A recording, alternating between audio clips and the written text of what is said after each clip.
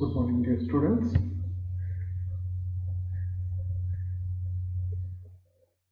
Today's our topic is phonetics in fixed partial lecture.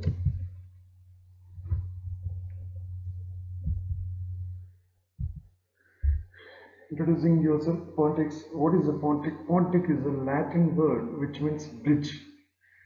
For example, in an fixed partial denture, you need to take what are the parts of a fixed partial denture?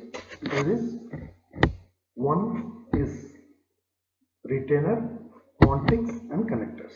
What is a retainer? Retainer is nothing but that part of FPD which covers the abutment tooth is called retainer. And what is phontic is that part of FPD that replaces the missing teeth. So the adjacent teeth are on the abutment tooth and the phontic is in the center where you are missing the teeth.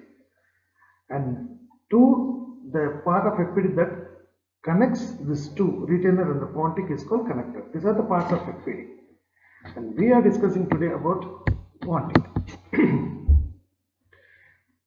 Generally, this phontic is not a simple replacement because you should have an anatomic form and also it should be hygienically unmanageable if it is exactly you give the replica of what is missing.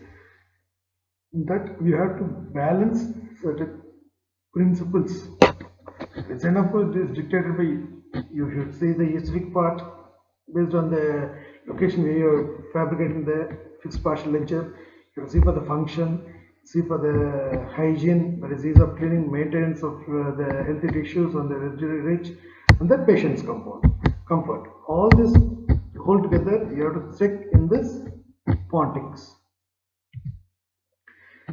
Phontic can be defined as it's an artificial tooth on an FPD that replaces a missing natural teeth to restore function, usually fills the space previously occupied by the clinical crown.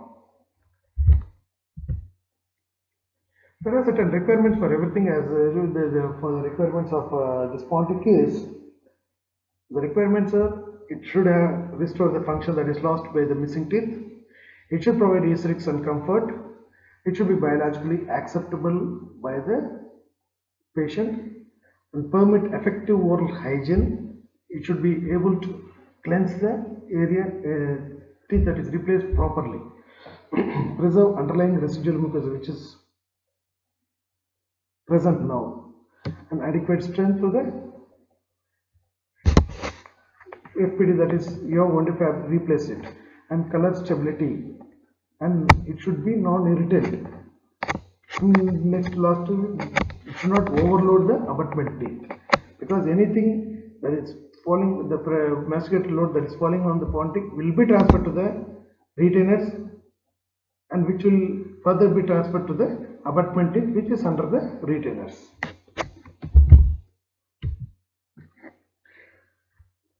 So there are certain principles for maintaining the phontic design that are cleansability, appearance, and strength. Cleansability is maintaining the oral hygiene,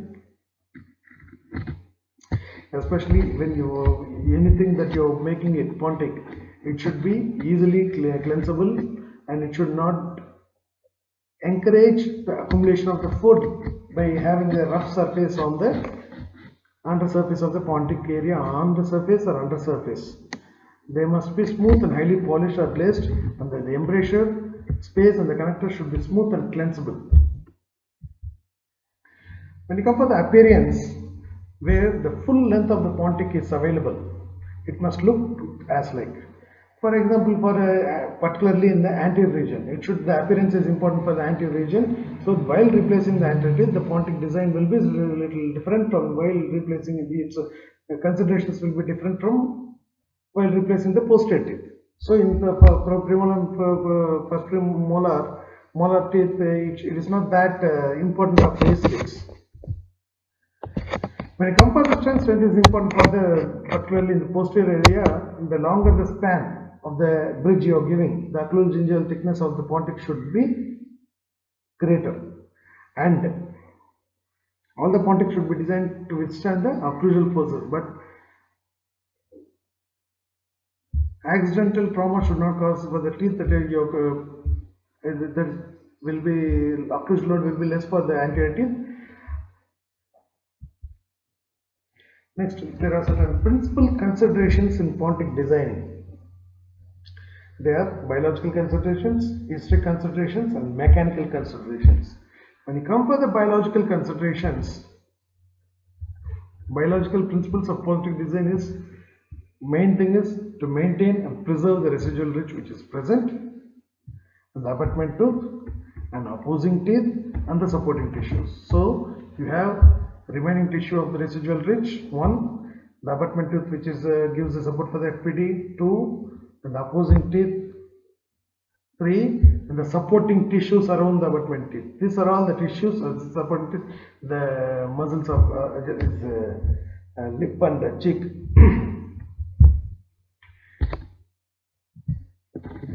In this biological considerations, you have first is ridge contact. Ridge contact, it should always be pressure ridge contact, because when you have an contact with the tissues, the pontic area with the tissues here, if it is an active contact, definitely it's going to indicate pressure on that, it gives pressure on that and causes ulceration. This tissue may be abused. So always you should have a passive contact with the ridge contact, ridge area, avoiding the ulceration or any damage to the residual ridge. Next is oral hygiene considerations. Chief complaint of ridge irritation is the toxins released by the microbial plaque, which is accumulated in the gingival surface of the pontic residual ridge, causing tissue inflammation, calculus formation. So if you have any rough surfaces, it tends to attract microbial plaque, which causes release of toxins, which is irritable to the gingiva or ridge or soft tissues. Patients to be taught to efficient of oral hygiene techniques with, that causes cleaning of the gingival surface of the pontic area. The different oral hygiene aids.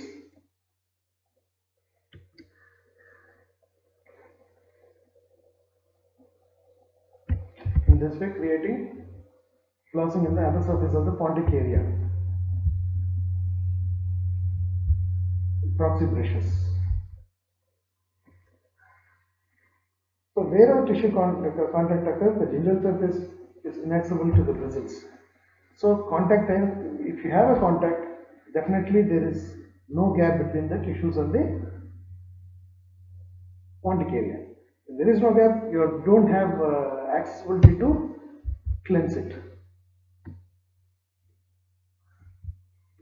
Next is the pontic material you choose.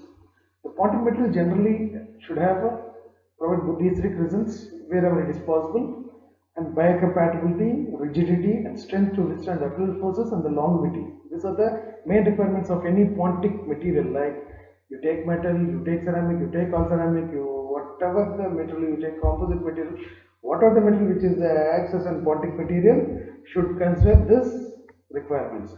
FPD should be made as rigid as possible, because any flexure during mastication, parafunction may cause pressure on the gingiva and causes fracture of the venereal material. So metal ceramic pontics are stiffer and withstand occlusal forces better if they are made fairly thick, and it should not carry and from the occlusal surface to the ridge, leaving only line of metal visible on the lingual surface or none at all. So you should not leave anything with metal exposed. And occlusal contact should not fall on the junction between the metal and ceramic during centric or eccentric tooth contacts. So the occlusion should be in such a way that it doesn't cause any damage to the ceramic. Next is occlusal forces. Potentially harmful forces are more likely to encounter if loaded at the accidental binding or hard object parafunctional activities like bruxism and anything you have in such way, uniform consistency layer, okay, then these forces are not reduced only by narrowing the occlusion table. If it is a broad occlusion table, more amount of forces are acted on it. If you have parafunctional habits, it's better to reduce the size of the occlusion table, like reducing the size Pacu lingually.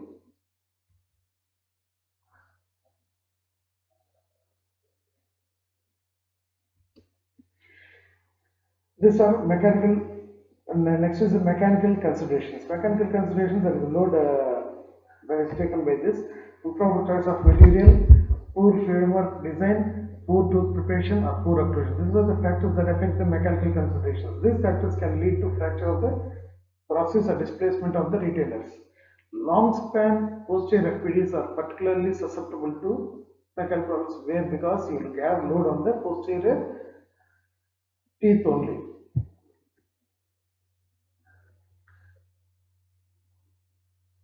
Always you have all metal restorations are better in high stress situations than metal ceramic, which could cause susceptible to fractures. When metal ceramic contics are chosen, extending porcelain onto the occlusal surface to achieve better aesthetics should be carefully evaluated. Next is what are the available Pontic metals are? Acrylic, composite, metal ceramic pontics, metal pontics, all ceramic pontics. More resin pontics, but they are noticeably more wearing away of the metal resins happen very fast. Fiber reinforced composites also used in FPD without a metal substructure, but the substructure matrix is integrated with polymer fibers provides structural strength, but it is not that as metal or metal ceramic pontics. Next is the history considerations. This is particularly in the anterior region. Many history considerations that patent a single crown also apply to the pontic. Several problems unique in the pontic is encountered when attempting to achieve the natural appearance. Next, gingival interface. Aesthetically successful pontic should replicate the form, contours, incisal and gingival and incisal embrasures and color of the adjacent tooth in such a way that it should be like in the natural appearance. This point, the pontic stimulation of the natural teeth is most often betrayed at the tissue pontic interface only. There is changes to compensate for anatomic changes that occur during after extraction. The ridge anatomic this thing is more important.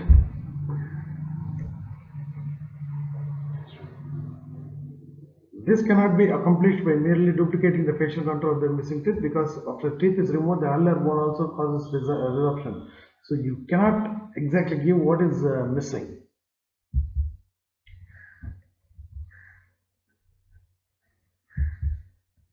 Next is the classification of the pontics.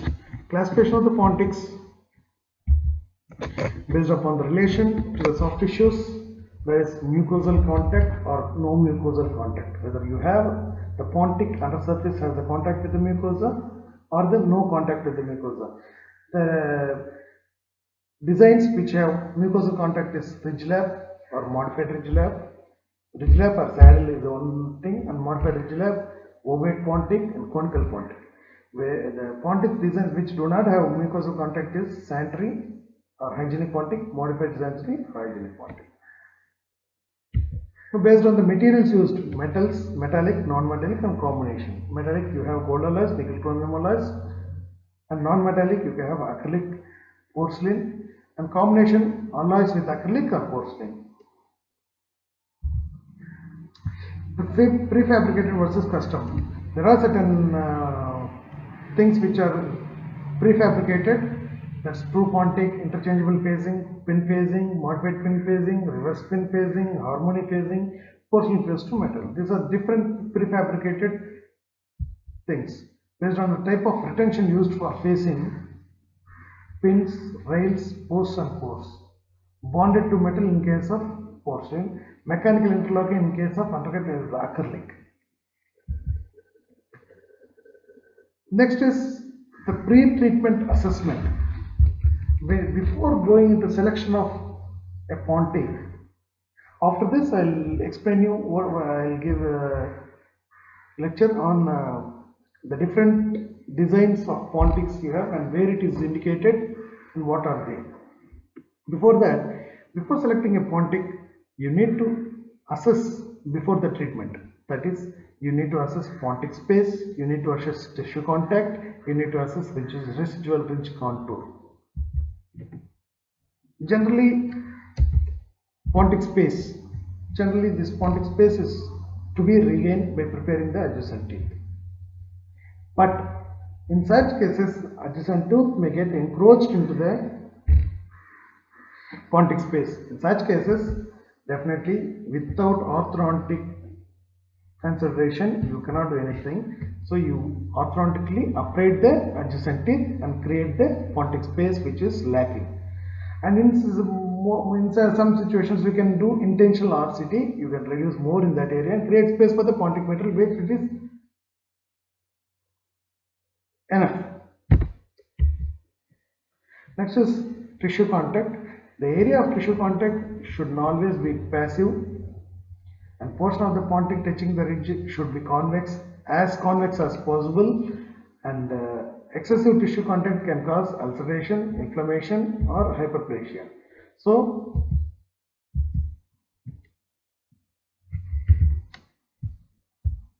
this is contact should be passive and convex.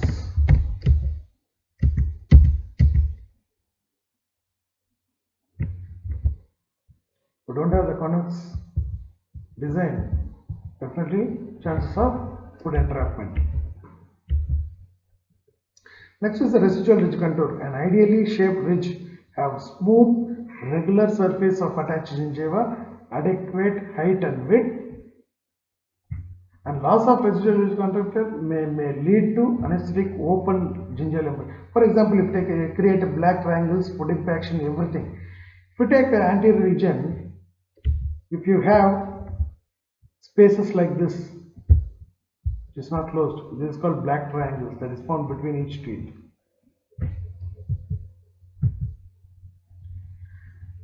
Next is the design, how the design should be. With this, we'll end the session today, and the next class we'll go for the Pontic designs and how they are, in which areas the Pontics should be used. Thank you. Stay safe.